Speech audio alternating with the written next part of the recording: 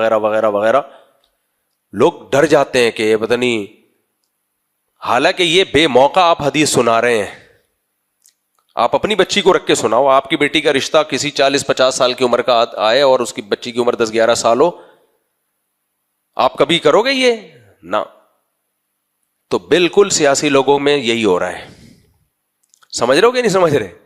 جب اپنے مخالف کو نیچا دکھانا ہے تو ان کو قرآن کی آیتیں بھی ملیں گی، ان کو حدیثیں بھی ملیں گی، صحابہ کے واقعات بھی ملیں گے. لیکن جب وہی اپنے اوپر آئے گی تو پھر ان حدیثوں کا مطلب اصل میں یہ تھا، اس حدیث کا مطلب اصل میں.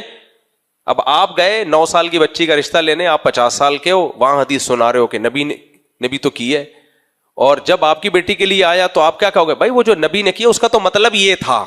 یہ کہو گے کہ نہیں کہو گے؟ وہ تو پیغمبر تھے. پیغمبر سے بڑا کیا عہدہ ہو سکتا ہے بھائی؟ وہ تو 60 سال کے بھی ہوتے تو حضرت عائشہ نے اس نکاح پہ رش کیا. آپ پیغمبر تھوڑی ہو.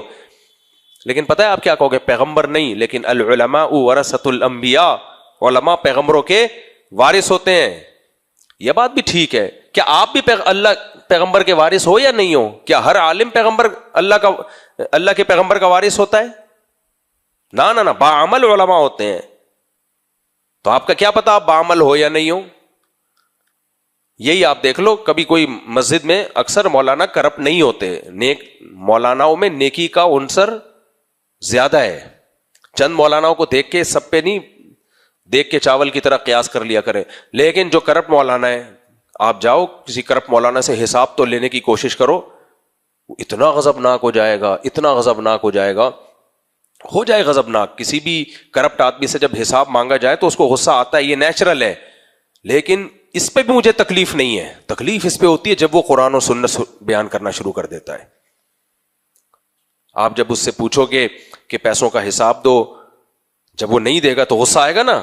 یار آپ کو حساب دو، آپ کو کمیٹی میں ہم نے جو رکھا ہے، یا آپ کو جو صدر بنایا، یا آپ کو جو امام ہو، آپ نے جو اتنا چندہ لیا کس کس سے لیا، کہاں خرچ کیا، بتاؤ. جب زیادہ پوچھو گے، جب شرافت سے نہیں بتائے گا تو تھوڑی سی آواز اونچی ہوگی، تو پھر وہ پتہ ہے کیا کہے گا؟ علماء کا احترام، العلماء ورثۃ الانبیاء. پھر آپ کو کلپ بھیجنا شروع کرے گا علماء کی فضیلت پر. علماء کے سامنے پھر وہ آیتیں پیش کرے گا کہ اے ایمان والو، نبی کی آواز کے سامنے اپنی آواز اونچی نہ کیا کرو.